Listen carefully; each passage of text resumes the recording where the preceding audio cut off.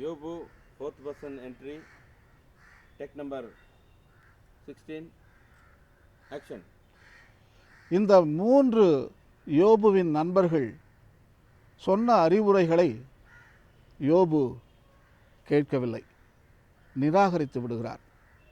ஆகவே யோபு புத்தகம் 32வது அதிகாரம் முதல் வசனத்தில் நாம் வாசிக்கிறோம், இந்த மூவருமே யோபு நேர்மையாளர் நேர்மையாளர் நேர்மையாளர் என்று சொல்லி சொல்லி இவர்கள் சொல்லுகின்ற அறிவுரைகளை நிராகரித்து விட்டார்.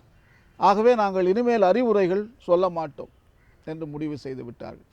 யோபு, உம்மை விட்டு விடுகிறோம், நாங்கள் இதற்கு மேல் எதுவுமே பேச மாட்டோம் என்று அறிவுரைகளை நிறுத்தி விட்டார்கள். அதே அத்தியாயம் 2வது வசனத்தில் நாம் பார்க்கிறோம், ஒரு புதிய பெரியவர் வருகிறார். அவருடைய பெயர்தான் ஏலியு. யோபுவுக்கு நடந்த இந்த குஷ்டரோக நோயை கேள்விப்பட்டு அவரும் யோபுவை பார்க்க வருகிறார்.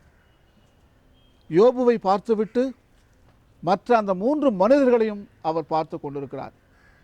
அவர் சொல்லுகிறார், இந்த மூவருமே அறிவுரைகளை சொல்லியிருக்கிறார்கள், ஆனால் சரியான விடையை அளிக்கவில்லை, சரியான பதிலை அவர்கள் கண்டுபிடிக்கவில்லை. மாறாக ஏலியு இந்த 3 வயோதிகளை விட சிறியவர், வயதில் சிறியவர்.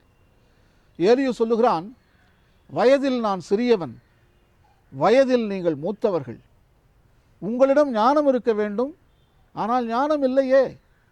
நான் சிறியவன், என்னிடம் ஞானத்தை நீங்கள் எதிர்பார்க்க முடியாது, ஆனால் ஞானமான வார்த்தைகளை நான் யோபுவுக்கு நான் சொல்லப் போகிறேன் என்று வாய் திறந்து பேசுகிறார். இவர்கள் பெரியவர்கள் மூவருமே யோபுவின் பாவம், அவனுடைய மனைவியின் பாவம், அவனுடைய மக்களின் பாவம், இதனால் தான் யோபு குஷ்டரோகியாக மாறி கஷ்டப்பட்டு கொண்டிருக்கிறார். நாம் செய்த பாவங்கள் தான் நமக்கு தண்டனையை வாங்கி கொடுக்கின்றன என்று இந்த மூவருமே சிறப்பாக சொன்னார்கள். ஆனால் ஏலியு சிறிது வித்தியாசமாக அறிவுரையை வழங்குகிறான். ஏலியு என்ன சொல்லுகிறார் என்றால், துன்பம் என்பது கடவுள் நமக்கு கொடுக்கக்கூடியது தான். இந்த உலகம், இந்த பிரபஞ்சம் எல்லாம் துன்பத்திற்கு ஆளாகின்றது. படைப்பில் மனிதன் மட்டும் துன்பம் அடைவதில்லை, மாறாக படைப்பில் இருக்கக்கூடிய புழுக்களிலிருந்து மரங்கள், எல்லா விலங்குகளும் அங்கே துன்பத்திற்கு ஆளாகின்றன. இறைவனுடைய ஞானத்திலே நீதி என்பது விலங்குகளுக்கும் விருட்சங்களுக்கும் மனிதர்களுக்கும் ஒன்றுதான். ஏனென்றால் மூவருமே, நான் சொன்ன விலங்குகளும் தாவரங்களும் மனிதர்களும் இறைவனின் பிள்ளைகள் தானே, ஒரே குடும்பத்தில் தானே இருக்கின்றார்கள். அதில் ஏற்றத்தாழ்வை நாம் பார்க்க முடியாது. ஏலியு மீண்டும் சொல்லுகிறான், துன்பத்தின் வழியாகத்தான் இன்பத்தை அடைய முடியும். பாடுகள், இறப்பு, உயிர்ப்பு, இதுதான் இந்த பிரபஞ்சத்தின் தத்துவமே.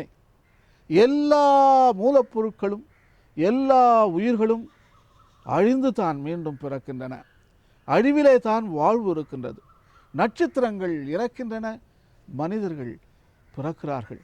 நம்மிடம் இருக்கக்கூடிய ஒவ்வொரு அணுவுமே நட்சத்திரம் இறக்கின்ற பொழுது செய்யப்பட்ட அணுக்கள் தான். இந்த உயிரினங்கள் எல்லாம் நட்சத்திரம் சாவதால் தான் இந்த உயிரினமே இந்த பூமியில் பரிணாம வளர்ச்சியை அடைந்திருக்கின்றது. அதைத்தான் ஏலியு அழகாக சொல்லுகிறான். இறப்பு, துன்பம் அத்தியாவசியமாகின்றது இந்த பூமியை வாழ வைக்க. இந்த உயிர்கள் மீண்டும் மீண்டும் வளர்ச்சி அடைய, உயர்ந்த நிலையை அடைய இந்த 3 சொற்களும், பாடுகள், இறப்பு, துன்பம், உயிர்ப்பு, இதன் வழியாகத்தான் இந்த பரிணாம வளர்ச்சி சிறப்படைகின்றது, உயர்ந்த நிலையை அடைகின்றது. இதுதான் ஒரு பெரிய தத்துவம்.